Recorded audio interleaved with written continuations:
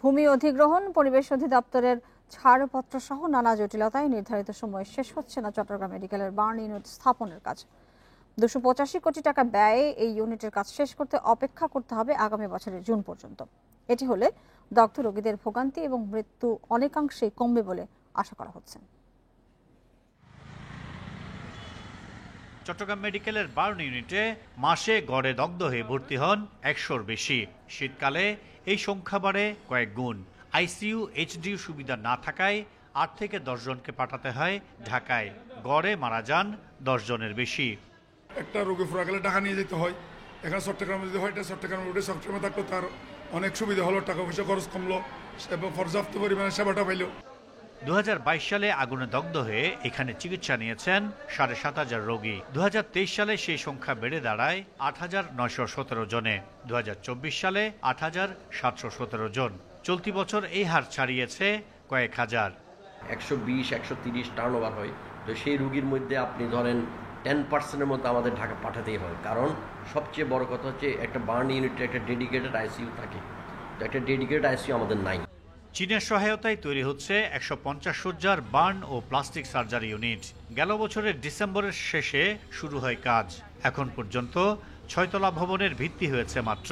এই জন্য টানা বৃষ্টিকে দুষছে কর্তৃপক্ষ। 25 সজ্জা হচ্ছে এসডিও। এছাড়া আমার 4টা অপারেশন থিয়েটার থাকবে, তার মধ্যে 3টা অপারেশন থিয়েটার খুব অত্যাধুনিক লেটেস্ট প্রযুক্তির অপারেশন থিয়েটার থাকবে, একটা operation theatre emergency operation theatre হিসাবে নিচে থাকবে। এছাড়া আমার আউটডোর, ইনডোর অন্যান্য ফ্যাসিলিটিও থাকবে। চলতি বছরের ডিসেম্বরে নির্মাণ কাজ শেষ হওয়ার কথা থাকলেও বর্তমানে মাত্র শেষ হয়েছে 20%। Ahsan Riton, independent news, Chattogram. 4 জেলায় সড়ক দুর্ঘটনায় 6 জন নিহত হয়েছেন। এর মধ্যে পাবনায় ট্রাক চাপায় ভ্যানে থাকা 2 স্কুল শিক্ষার্থী সহ 3 জন নিহত হন। আহত হয়েছেন আরও 2 জন। সকাল 7টার দিকে সদর উপজেলার গয়েশপুর ইউনিয়নের বাঙ্গাবাড়িয়া এলাকায় এই দুর্ঘটনা ঘটে। মাধবপুর হাইওয়ে থানার ওসি মোস্তাফিজুর রহমান জানান, জালালপুর এলাকার ক্যাডেট কলেজিয়েট স্কুল অ্যান্ড কলেজের ভ্যান গাড়িতে স্কুলে যাচ্ছিলেন শিক্ষার্থীরা। ঢাকা পাবনা মহাসড়কে পৌঁছলে পাবনাগামী বাস বোঝাই ট্রাকের মুখোমুখি সংঘর্ষ হয় ভ্যানটির। ঘটনাস্থলে নিহত হন ওই স্কুলের 4র্থ শ্রেণীর ছাত্রী তাসমিয়া আক্তার, 5ম শ্রেণীর ছাত্র আবু তোহা এবং ভ্যান চালক আকরাম হোসেন। গুরুতর আহত হন 2 পথচারী। এই ঘটনায় ট্রাকটি জব্দ করা হলেও চালক পলাতক আছেন। দুর্ঘটনার পর ওই মহাসড়কে আধা ঘন্টা যান চলাচল বন্ধ থাকে। এদিকে নোয়াখালীর মাইজিদিতে মাইক্রোবাস নিয়ন্ত্রণ হারিয়ে ট্রাকের সঙ্গে ধাক্কা লেগে 1 জন নিহত ও 3 জন আহত হন। এছাড়া ফেনীতে পিকআপ ভ্যানের ধাক্কায় 1 জন এবং মাদারীপুরে বাস নিয়ন্ত্রণ হারিয়ে আরও 1 জনের মৃত্যু হয়। ট্রাকটা ব্রেক করি ওই বাসের গাড়ি ঘুরে যায়, বাস ওই ব্যানের পার পরে। ট্রাফিক ব্যানের তলে লোক ছিল, ব্যানের পথে লোক ছিল, ওই লোকগুলো বাসের তলে পড়েছে। অটোকে সাইড দিতে যায় নিয়ন্ত্রণ হারিয়ে ভ্যানেরকে চাপা দিলে ঘটনাস্থলে 2 জন ছাত্র, 1 জন ছাত্রী, 1 জন ছাত্র মারা গিয়েছে এবং ভ্যান চালক মারা গেছে। কোরব ইঞ্জিনিয়ার্স দেশ এবং দেশের বাইরে সুনাম এবং দক্ষতার সাথে কাজ করে যাচ্ছে বলে জানিয়েছেন সেনাবাহিনী প্রধান জেনারেল ওয়াকারুজ্জামান। সকালে নাটোরের কাদিরাবাদ সেনানিবাসে কোরব ইঞ্জিনিয়ার্সের 9ম কর্নেল কমান্ড্যান্ট অভিষেক এবং বার্ষিক অধিনায়ক সম্মেলন 2025 অনুষ্ঠানের প্রধান অতিথির বক্তব্যে তিনি কথা বলেছেন। সেনাপ্রধান বলেন, কোরব ইঞ্জিনিয়ার্স বাংলাদেশ সেনাবাহিনীর একটি গৌরবময় শাখা। এই কোরের দক্ষ ইঞ্জিনিয়াররা দেশ এবং দেশের বাইরে সেতু, সড়ক ও বিভিন্ন অবকাঠামো নির্মাণে সুনামের সঙ্গে কাজ করে যাচ্ছেন। মহান স্বাধীনতা যুদ্ধে কোরব ইঞ্জিনিয়ার্সের সদস্য সহ সব বীর মুক্তিযোদ্ধার আত্মত্যাগ জাতি চিরকাল শ্রদ্ধার সঙ্গে স্মরণ করবে বলে বলেন তিনি। তাদের বীরত্বে অনুপ্রাণিত হয়ে সেনাবাহিনী দেশের উন্নয়ন এবং নিরাপত্তায় গুরুত্বপূর্ণ ভূমিকা রাখছে বলেও মন্তব্য করেন। সত্যনিষ্ঠা এবং কর্তব্যবোধে অবিচল থেকে কোরব ইঞ্জিনিয়ার্স ভবিষ্যতেও উন্নয়নমূলক কার্যক্রমের মাধ্যমে দেশের অগ্রযাত্রায় কার্যকর অবদান রাখবে বলে তিনি আশাবাদ ব্যক্ত করেন। আমরা এই কোরটাকে সমগ্র সেনাবাহিনী ভালোবাসে এবং এটা আমাদের মান মর্যাদা, এই কোরের এই কর্মদক্ষতা সেনাবাহিনীর মান মর্যাদাকে অনেকাংশে বৃদ্ধি করেছে। প্রয়াত চিত্রনায়ক সালমান শাহ হত্যাকাণ্ডে জড়িতরা যাতে দেশ ত্যাগ করতে না পারে সেজন্য দিনাজপুরের হিলি ইমিগ্রেশন চেকপোস্টে বাড়তি সতর্কতা জারি করা হয়েছে। ঊর্ধ্বতন কর্তৃপক্ষের নির্দেশে রোববার সকাল থেকে হিলি ইমিগ্রেশন চেকপোস্টে এই সতর্কতা জারি করা হয়। হিলি ইমিগ্রেশন চেকপোস্টের ভারপ্রাপ্ত কর্মকর্তা আরিফুল ইসলাম জানান, সালমান শাহ হত্যায় জড়িতরা যাতে এই পথ ব্যবহার করে ভারতে পালিয়ে যেতে না পারে সে বিষয়ে ঊর্ধ্বতন কর্তৃপক্ষের কাছে থেকে নির্দেশনা পেয়েছেন। সে অনুযায়ী হিলি ইমিগ্রেশন চেকপোস্টে সতর্কতামূলক ব্যবস্থা গ্রহণ করা হয়েছে। ওই মামলার আসামিরা যাতে এই পথ ব্যবহার করে ভারতে পালিয়ে যেতে না পারেন সে বিষয়ে ইমিগ্রেশন সতর্ক রয়েছে বলেও জানান তিনি। হিলি ইমিগ্রেশন চেকপোস্টে চলাচলকারী যাত্রীদের ছবি, হত্যা মামলায় জড়িতদের তালিকা এবং ছবির সাথে মিলিয়ে দেখা হচ্ছে। পাসপোর্ট যাত্রীদের পরিচয় নিশ্চিত হওয়ার পরেই যাতায়াতের অনুমতি দেয়া হচ্ছে বলেও জানান তিনি।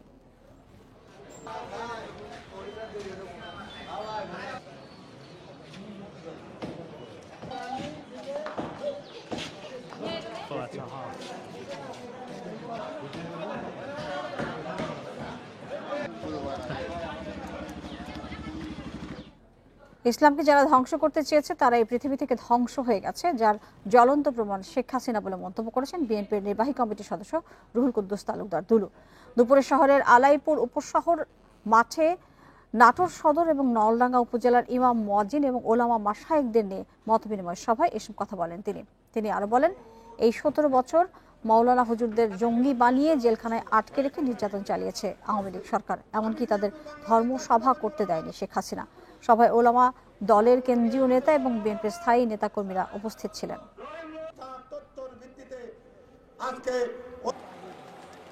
ইসলামের অগ্রযাত্রাকে ইহুদি নাসারা সেদিন ঠেকিয়ে রাখতে পারেনি। আজকে ইসলাম পৃথিবীর এক প্রান্ত থেকে আর এক প্রান্ত পর্যন্ত ইসলামের পতাকা সমুন্নত রয়েছে। ইসলামকে যারা ধ্বংস করতে চেয়েছে তারাই পৃথিবী থেকে ধ্বংস হয়ে গেছে, তার প্রমাণ শেখ হাসিনা।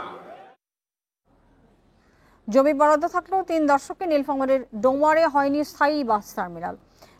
সেখানে বাস রাখায় পৌর এলাকায় বাড়ছে যানজট, ভোগান্তি বাড়ছে যাত্রীদের। প্রকল্পটি বাস্তবায়নে নতুন করে আলোচনা চলছে বলে জানিয়েছে উপজেলা প্রশাসন। এটি ডোমার পৌরসভা বাস টার্মিনালের জায়গা। 30 বছর আগে এই জায়গাটি বরাদ্দ দেয় সরকার, তবে রাজনৈতিক হস্তক্ষেপ সহ নানা কারণে স্থাপন হয়নি টার্মিনালটি।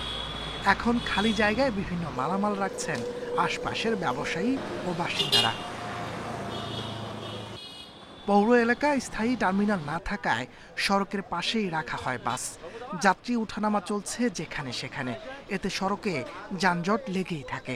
এই জায়গার লোকে তো ডিস্টার্ব দিতে ভাই, এই নেতা টেতা হাবি জাবি এগুলা তো ডিস্টার্ব দিচ্ছে। বাসগুলো দাঁড়ায়, তার ডান পাশ দিয়ে হচ্ছে নীলফামারী রোড, এখানে পরপর 2টা মোড়, যার কারণে কিন্তু এখানে দুর্ঘটনা হওয়ার পসিবিলিটি অনেক বেশি। সড়ক ব্যবহারকারীদের দুর্ভোগের পাশাপাশি ক্ষুব্ধ পরিবহন শ্রমিকরাও। বাস স্ট্যান্ড হলে ভালো হয়, নাহলে রাস্তাতে গাড়ি নামানোর সঙ্গে গাড়ির যানজট লাগিয়ে দুর্ঘটনা ঘটে বেশি। আমরা প্রস্তাব দিচ্ছি আবারও যে আমাদেরকে ওইখানে কাউন্টার করে দেওয়া হোক, তাহলে পোস্ট কাউন্টার লোকাল গাড়ি, সেখানে যানজট সৃষ্টি হবে না। উপজেলা নির্বাহী কর্মকর্তা বলছেন, প্রকল্পটি নিয়ে নতুন করে আলোচনা শুরু হয়েছে, দ্রুতই বাস্তবায়নের আশ্বাস তার। যারা এটার সাথে রিলেটেড আছে তাদের সাথে কালকে আলোচনা করব যে কিভাবে সমস্যার সমাধান করা যায়। বাস টার্মিনালটাতে কিভাবে বাস যে মালিকরা আছে তারা যেন বাস টার্মিনালে আসে, সেটা আমাদের একটা বিষয় উপস্থাপন থাকবে। ডোমার থেকে বিভিন্ন রুটে প্রতিদিন 2500 যাত্রী চলাচল করে। বাস রয়েছে 45 থেকে 50টি। Independent news. ভারতে পাচারের উদ্দেশ্যে নেওয়ার সময় 1 কেজি 20 গ্রাম ওজনের 8টি স্বর্ণের বার সহ শেখ অলিউল্লাহ নামে একজনকে গ্রেপ্তার করেছে বিজিবি। সকালে সদর উপজেলার মুরলী মোড় থেকে এগুলো জব্দ করা হয়। যশোর 49 বিজিবির অধিনায়ক লেফটেন্যান্ট কর্নেল সাইফুল্লাহ সিদ্দিকী বিষয়টি নিশ্চিত করে জানান, সকালে গোপন সংবাদের ভিত্তিতে বিজিবির একাধিক দল মুরলী এলাকায় অবস্থান নেয়।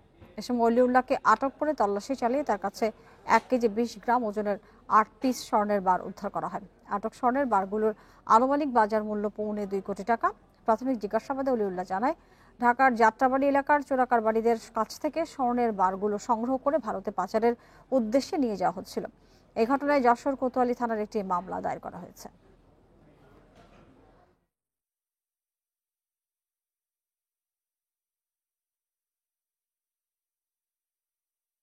নিলামে ভালো দাম মিলছে সমতলের চা পাতার। গত কয়েক মৌসুমের লোকসানের পর পঞ্চগড়ের চা চাষিদের মুখেও তাই হাসি ফুটেছে।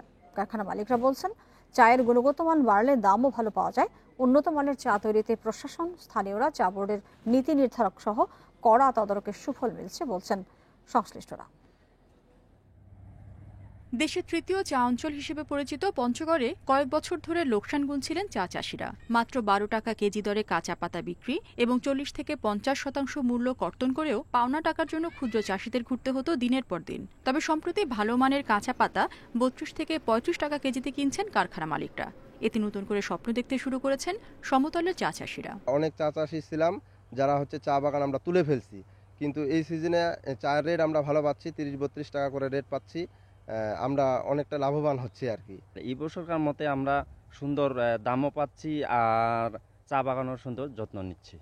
মান ভালো না হলে ভালো দাম পাওয়া যায় না উল্লেখ করে কারখানা মালিকরা বলছেন, নানামুখী উদ্যোগের ফলে এখন ভালো মানের চা উৎপাদন করছেন চাষিরা। অকশন মার্কেটেও তাই ভালো দাম মিলছে।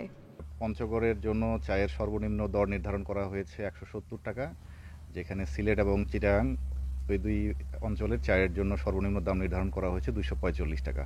এই যে প্রাইসের একটা প্রাইসের ডিফারেন্সের জন্য আসলে যারা বায়ার আমাদের উত্তরবঙ্গের চায়ের দিকে ঝুঁকছে বেশি। অকশন মার্কেটে চা পাতার মূল্য কম থাকায় এখানে চাষিরা ক্ষতিগ্রস্ত ছিল। তো ইদানিং যে বাজার দর চলতেছে, যে রেট চলতেছে অকশন মার্কেটে, সেটাতে চাষিরাও খুশি, আমরা ফ্যাক্টরিওয়ালারাও খুশি। জেলায় উন্নত মানের চা উৎপাদনের ক্ষেত্রে 14 দফা নীতিমালা অনুসরণ করা হয়েছে বলে জানান জেলা প্রশাসক। এই নীতিমালা বাস্তবায়ন করার ক্ষেত্রে আমরা করা একটা মনিটরিং সিস্টেম ডেভেলপ করি। যে সমস্ত চা চাষি কিংবা ফ্যাক্টরি মালিক যারা আমাদের দেওয়া 14 দফা অনুসরণ করেন নাই বা ব্যর্থ করেছেন, তাদেরকে আমরা জরিমানা করেছি। করা মনিটরিংয়ের মাধ্যমে আমরা চায়ের কোয়ালিটি এনশিওর করার চেষ্টা করছি। বর্তমানে জেলার প্রায় 10,000 একর জমিতে চা চাষ হচ্ছে। কাঁচা পাতার ন্যায্য মূল্য নিশ্চিত করা গেলে চা চাষ আরও সম্প্রসারিত হবে বলে মনে করেন স্থানীয়রা। Independent news. নওগাঁ এবং জয়পুরহাটে রোপা আমন ধান কাটা এবং মাড়াইয়ের আগ মুহূর্তে রোগবালা এবং পোকামাকড়ের আক্রমণে দিশেহারা কৃষক। কীটনাশক ব্যবহার করেও দমন করা যাচ্ছে না রোগবালাই, পোকামাকড়।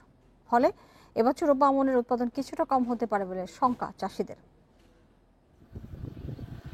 নওগাঁয় রোপা আমন কাটা মাড়াইয়ের মাত্র 15 থেকে 20 দিন আগে ধান খেতে ব্লাস্ট, ইঁদুর ও মাজরা সহ বিভিন্ন প্রকার আক্রমণ দেখা দেয়।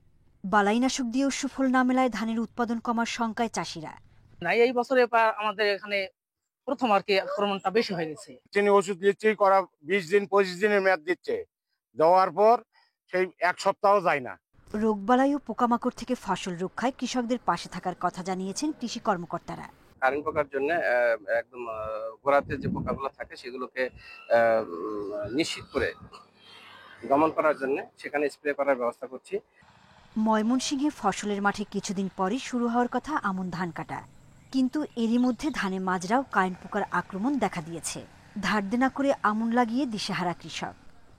বীজ দেওয়া মানতেছে না, অতিরিক্ত বীজ দিয়ে 3-4 বীজ দেওয়া বীজ মানতেছে না। জয়পুরহাটে পচন ও পোকার আক্রমণ থেকে ধান ক্ষেত রক্ষার আপ্রাণ চেষ্টা করছেন কৃষকরা। তাদের অভিযোগ, কৃষি বিভাগের সহযোগিতা না পেয়ে সনাতন পদ্ধতিতে ফসল বাঁচানোর চেষ্টা করছেন। দিশেহারা হয়ে গেছি, স্প্রে করতে করতে আমাদের এখানে কোনো কৃষি বিভাগ থেকে কেউ আসে না বা দেখেও না। তবে কৃষি কর্মকর্তার দাবি, এখনো ছত্রাকের সংক্রমণ এবং পোকামাকড়ের আক্রমণ আশঙ্কাজনক নয়। ব্লক পর্যায়ে সরকারি কৃষি কর্মকর্তার পরামর্শ নিয়ে আপনারা সঠিক সময়ে সঠিক মানের ওষুধ আপনারা ব্যবহার করবেন, তাতে কাঙ্ক্ষিত ফলাফল পাবেন এবং ফসলটা অবশ্যই নিরাপদ ফসল আমরা ঘরে তুলতে পারব। সময় মতো প্রতিকার না পেলে উৎপাদন বিপর্যয়ের পাশাপাশি লোকসানের শঙ্কায় কৃষকরা। সোহেলি জাহান, ইন্ডিপেন্ডেন্ট নিউজ। এ নিয়ে আরো জানাতে নওগাঁ থেকে যুক্ত হচ্ছেন সহকর্মী সাদিকুল ইসলাম। সাদিকুল ইসলাম, ঠিক 15-20 দিন আগে ধান কাটা এবং মাড়াইয়ের আগে এই ধরনের পোকার আক্রমণ কি নতুন কিছু নাকি এর আগেও ছিল? সেক্ষেত্রে কৃষকরা তো বিষয়টা জানতেন, তারা কোনো প্রিকশন কেন নেননি? পাশাপাশি কৃষি অধিদপ্তর আসলে কি বলছে, কি ব্যবস্থা তারা নিচ্ছেন এই বিষয়গুলোর উপরে? আসলে দেখেন, ধান কাটা মাড়াইয়ের একদম শেষ প্রান্তে এসে কিন্তু জেলার কৃষকরা কিন্তু দিশাহারা হয়ে পড়েছেন। তারা যেটি বলছেন যে এর আগেও তারা পোকামাকড়ের আক্রমণের শিকার হয়েছেন, কিন্তু সেই সময় কিন্তু আপনার রোগবালাই এবং পোকামাকড় নিধনে যে কীটনাশক বা ওষুধপত্র ব্যবহার করা হতো সেটি দিয়ে কিন্তু নিয়ন্ত্রণে নিয়ে আসা গেছে। কিন্তু এইবারে যেটি তারা লক্ষ্য করছে সেটা হচ্ছে যে সেরকমভাবে কিন্তু কৃষি বিভাগ থেকে আগাম তাদেরকে কিন্তু সেরকম সতর্কবার্তা দেওয়া হয়নি। শেষ মুহূর্তে তারা কৃষি বিভাগের পক্ষ থেকে লিফলেট বিতরণ করা হয়েছে এবং কৃষক সমাবেশ করা হয়েছে, কিন্তু সেটি একেবারে শেষ মুহূর্তে, যে মুহূর্তে বলা হয়েছে যে এখন আপনারা এটির আপনার প্রতিষেধক ব্যবহার করেন, কীটনাশক ব্যবহার করেন, আপনারা বালাইনাশক ব্যবহার করেন, ঠিক সেই মুহূর্তে এটি দেওয়ার পরেও কিন্তু এখনো আর নিয়ন্ত্রণে আসছে না। কৃষকরা যেটি বলছেন যে প্রতি বছর 1 বিঘা জমিতে তাদের চাষাবাদের জন্য খরচ পড়েছে 8 থেকে 10,000, কিন্তু এবছর বাড়তি খরচ হয়েছে তাদের 1,500 থেকে 2,000 আপনার ধরেন আপনার বালাইনাশক এবং আপনার কীটনাশক ক্রয় করার ক্ষেত্রে। এই অবস্থায় তারা অনেকটাই কিন্তু চিন্তিত হয়ে পড়েছেন। এবং আরেকটি বিষয় কৃষকরা যেটি জানাচ্ছেন যে এই রোগবালাই এবং পোকামাকড়ের আক্রমণের কারণে তাদের কিন্তু ধানের মুচি কেটে ফেলে দেওয়া হচ্ছে, গোড়া কেটে ফেলে দেওয়া হচ্ছে। এই কারণে ধানের শীষ সাদা হয়ে যাচ্ছে এবং মুচি না থাকায় ধানের শীষই আসছে না। সেক্ষেত্রে সাদুগুলো এই যে পরিস্থিতি দাঁড়িয়েছে, এই ক্ষেত্রে উৎপাদন কমার কতটা আশঙ্কা রয়েছে? আসলে কি পরিমাণ উৎপাদন কমতে পারে বলে মনে হয়? আমি সেই কথাটাই বলছিলাম। কৃষকরা যেটি বলছেন যে এবারে কিন্তু প্রতি বিঘাতেই আপনার কমপক্ষে 5 থেকে 7 মণ ধান কম হবে বলে কৃষকরা আশঙ্কা করছেন। তারা যেটি বলছেন যে প্রত্যেকটি যে জমিগুলোতে আপনার পোকামাকড় এবং বালাইনাশকের রোগবালাইয়ের আক্রমণের শিকার হয়েছে সেটি কিন্তু রিকভারি করা যাচ্ছে না, এবং সেক্ষেত্রে দেখা গেছে যে কমপক্ষে 5 থেকে 7 মণ ধান তাদের কিন্তু কম উৎপাদন হবে। এবং এই কারণে কৃষকরা যেটি দাবি করছেন যে যদি উপযুক্ত মূল্য না পাওয়া যায় সেক্ষেত্রে তারা কিন্তু ক্ষতির মুখে পড়বেন। এই ছিল নওগাঁ রোপা আমনের রোগবালাই এবং পোকামাকড়ের আক্রমণ পরিস্থিতি। সাদিকুল, আপনাকে অনেক ধন্যবাদ আমাদেরকে এ বিষয়ে বিস্তারিত জানাবার জন্য। 22 দিনের নিষেধাজ্ঞা শেষে মধ্যরাত থেকে নদী সাগরে মাছ ধরতে নেমেছেন জেলেরা। সকাল থেকে মাছ ঘাট, বাজার ও আড়তগুলোতে বেড়েছে ব্যস্ততা। তবে কাঙ্ক্ষিত ইলিশ না পাওয়ার দাবি জেলেদের। প্রথম দিনে মাছ কম পাওয়ায় অনেকটা চড়া দামেই বিক্রি হচ্ছে ইলিশ। মা ইলিশ রক্ষায় নিষেধাজ্ঞা শেষে মধ্যরাত থেকে নদী সাগরে জাল ফেলছেন জেলেরা। ভোরের আলো ফোটার সঙ্গে সঙ্গে জেলেরা ফিরতে শুরু করেন মাছঘাট ও আড়তে। ইলিশ বেচাকেনায় সকাল থেকে সরগরম চাঁদপুর মাছঘাট এবং পটুয়াখালীর মহিপুর ও আলিপুর মৎস্য অবতরণ কেন্দ্র। নিষেধাজ্ঞা শেষ হওয়ার প্রথম দিনেই বাজারে ইলিশের দেখা মিললেও তা চাহিদার তুলনায় কম। মাছ কিছু পাইছি, ফায়া যাওয়ার বরফ নাই, এই কারণে বেচার জন্য আবার তাড়াতাড়ি ঘাটে চলে আসি। দাম তুলনামূলকভাবে কিছুটা বেশি, তবে আরেকটু কমলে হয়তো সবাই হাতের নাগালে থাকতো, সবাই কিনতে পারতো আর কি। শরীয়তপুরে 1 কেজি ওজনের ইলিশ 2500 থেকে 3000 টাকা, মাঝারি থেকে ছোট সাইজের ইলিশ বিক্রি হচ্ছে 800 থেকে 1500 টাকায়। দাম বেশি হওয়ায় মাছ না কিনে খালি হাতেই ফিরে যান অনেকে। ভাবছিলাম যে অভিযানের পর সুরেশ্বর ঘাটের তনে মাছ কিনুম, বহুত কষ্ট করে আশা করে আইছি, মাছ কিনতে পারলাম না, অনেক দাম। 1 কেজি সাইজের যে মাছগুলা এগুলো আজকের বাজার মূল্য আছে 2500 টাকা কেজি, আর 1 কেজি 4টা যেগুলো আছে এগুলো আছে আপনার 1200 টাকা কেজি। বরগুনা ও লক্ষ্মীপুরে চড়া দামে বিক্রি হচ্ছে ইলিশ। এবারের অভিযান সফল দাবি করে জেলা মৎস্য কর্মকর্তারা বলছেন গতবারের চেয়ে এবার মাছের উৎপাদন বাড়বে। আমাদের লক্ষ্মীপুর জেলায় উৎপাদন আছে আমাদের প্রায় 22,500 মেট্রিক টন। তো আমরা আশা করছি যে প্রায় 23,000 মেট্রিক টনের উপর আমরা ছাড়িয়ে যাব, এবং পরবর্তীতে এর জন্য আমাদের জাটকা সংরক্ষণ কার্যক্রমটাও সফলভাবে বাস্তবায়ন করতে হবে। 3 থেকে 4 দিন পর গভীর সাগর থেকে জেলেরা ফিরলে বাড়বে ইলিশের সরবরাহ। এতে দাম কিছুটা কমতে পারে বলে আশা মাছ ব্যবসায়ীদের। Tania Nasrin, independent news. গণভোটের পক্ষে রায় আসলে সেদিন এনসিপি জুলাই সনদে স্বাক্ষর করবে বলে জানিয়েছেন দলের উত্তরাঞ্চলের মুখ্য সংগঠক সার্জিস আলম। সকালে কিশোরগঞ্জ শিল্পকলা একাডেমিতে দলের জেলা এবং উপজেলার সমন্বয় সভায় তিনি আরো বলেন, দলের প্রতীক শাপলা পেতে নির্বাচন কমিশন যদি তাদের বাধ্য করে তবে নেতাকর্মীরা রাজপথে আন্দোলন করে তা আদায় করতে বাধ্য হবে। তিনি বলেন, অন্য দলগুলো শুধু নির্বাচনের জন্যই জুলাই সনদে স্বাক্ষর করেছে, কিন্তু যেদিন জুলাই সনদ বাস্তবায়নের নিশ্চয়তা দেওয়া হবে এবং প্রধান উপদেষ্টার পক্ষ থেকে আদেশ জারি হবে সেদিনই এনসিপি স্বাক্ষর করবে। আগামী বাংলাদেশে গণতান্ত্রিক প্রক্রিয়ায় নির্বাচন অনুষ্ঠিত হবে উল্লেখ করে ডিসেম্বরের মধ্যে জেলা উপজেলা সহ সকল ইউনিয়ন এবং ওয়ার্ডে এনসিপির কমিটি গঠন হবে বলেও জানান সার্জিস আলম।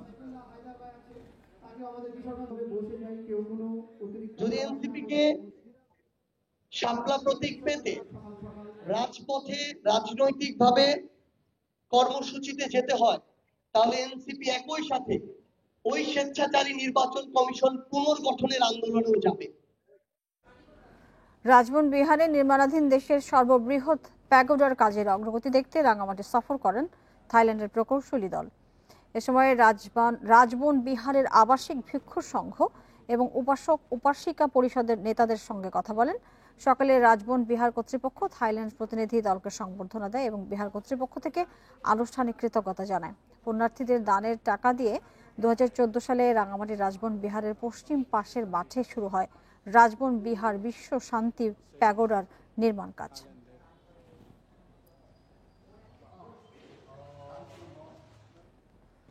প্রবাল দ্বীপ সেন্ট মার্টিনকে বাঁচাতে নিয়ন্ত্রণ করতে হবে পর্যটন। গবেষকরা বলছেন, পর্যটনের চাপে দ্বীপে ভাঙন বাড়ছে, বিলুপ্ত হচ্ছে জীববৈচিত্র্য। তাই দেশের একমাত্র প্রবাল দ্বীপ রক্ষায় সরকারের নির্দেশনা কঠোরভাবে মানাও জরুরি।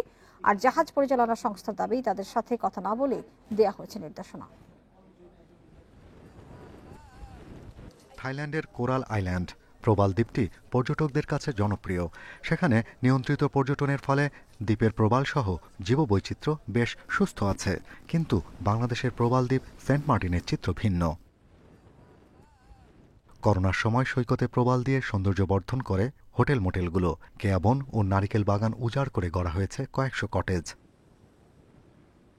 পরিবেশ সংরক্ষিত এলাকায় এমন অনিয়ন্ত্রিত পর্যটনে ধ্বংসের মুখে সেন্ট মার্টিনের জীববৈচিত্র্য।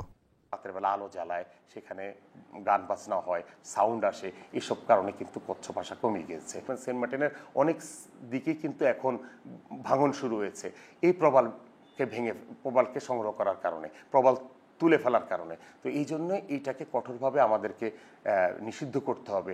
দ্বীপটি বাঁচাতে পর্যটনে বেশ কিছু নির্দেশনা দিয়েছে সরকার। কেবল ডিসেম্বর জানুয়ারিতে দ্বীপে রাত্রি যাপন করতে পারবে পর্যটকরা। তবে এ বিষয়ে দ্বিমত সি ক্রুজ পরিচালনাকারী সংস্থার। এখানে অলরেডি তো ওনারা সংকুচিত করে ফেলছে 2000 লোকের যে যাতায়াত, এখানেই তো সংকুচিত করে ফেলছে। আর যে সত্রগুলো দিছে এটা বাস্তব অর্থে কতটুকু কার্যকর করতে পারবে এটা আমি আদৌ বোধগম্য না। ট্যুরিজমের জন্য সম্পূর্ণ সাংঘর্ষিক, তবে এটা ভিন্নভাবে এই শর্তগুলা বাস্তবায়ন করা যাইতো যদি আমাদের সাথে বসে যদি সিদ্ধান্ত নিত। পর্যটন মৌসুমে দ্বীপ জুড়ে সার্বক্ষণিক নজরদারি প্রয়োজন, তাই স্বেচ্ছাসেবী নিয়োগ দেওয়া জরুরি। দিয়ে পরিবেশ অধিদপ্তর থেকে এখানে গার্ড নিয়োগ করতে হবে। টোটাল সেন্ট মার্টিনে কয়জন, আমরা যদি 5-7 জন বা 10 জন গার্ডও রাখি, এটা কিন্তু সরকারের জন্য বড় বিষয় না। কিন্তু তার বিপরীতে আমরা কিন্তু জীববৈচিত্র্যের একটি ভালো উন্নতি দেখতে পাবো। স্বচ্ছ নীল পানির নিচে বর্ণিল মাছ আর বিস্তীর্ণ প্রবাল প্রাচীরই সেন্ট মার্টিনের বৈশিষ্ট্য। এখানে একসময় 100 প্রজাতির প্রবাল থাকলেও এখন নেমেছে অর্ধেকে। Shahriar Anirban, Independent News, Dhaka. বঙ্গোপসাগরে অবস্থানরত নিম্নচাপটি আরো পশ্চিম উত্তর পশ্চিম দিকে অগ্রসর হচ্ছে। এটি আরো ঘনীভূত হয়ে ঘূর্ণিঝড় মন্থায় পরিণত হওয়ার শঙ্কা রয়েছে। এর প্রভাবে বুধবার থেকে সারা দেশে মাঝারি থেকে ভারী বৃষ্টি হতে পারে। আবহাওয়া অধিদপ্তর জানিয়েছে, নিম্নচাপটি ভোর সন্ধ্যা 6টায় পায়রা সমুদ্র বন্দর থেকে 1265 কিলোমিটার দক্ষিণে অবস্থান করছিল। এর কেন্দ্রে বাতাসের গতিবেগ ঘন্টায় সর্বোচ্চ 40 কিলোমিটার, যা ঝোড়ো হাওয়া আকারে 50 কিলোমিটার পর্যন্ত বৃদ্ধি পাচ্ছে। নিম্নচাপের কেন্দ্রে সাগর উত্তাল আছে। দেশের 4 সমুদ্র বন্দরে 1 নম্বর সতর্কতা সংকেত জারি করেছে আবহাওয়া অফিস।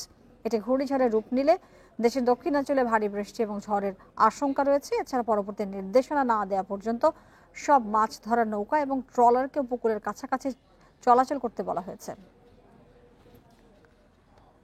আগামীকাল যে ঘূর্ণিঝড়টা হবে এর নাম হবে মন্থা, এটা থাইল্যান্ডের দেওয়া নাম।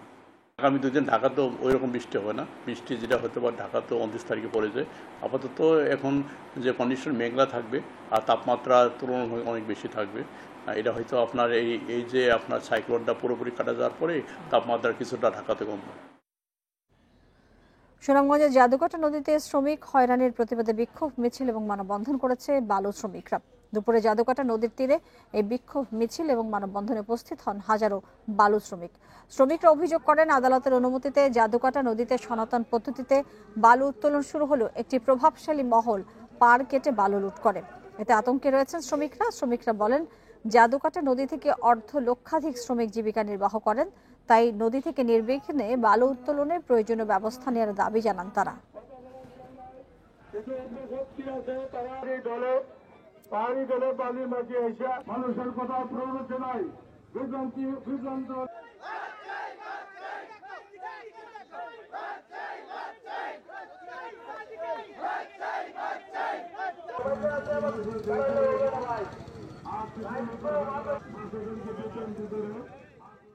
এই ছিল আজকের সমগ্র বাংলাদেশে। আরো বিস্তারিত জানতে চোখ রাখুন ফেসবুক, ইউটিউব এবং এক্সে। ধন্যবাদ সবাইকে সাথে থাকার জন্য।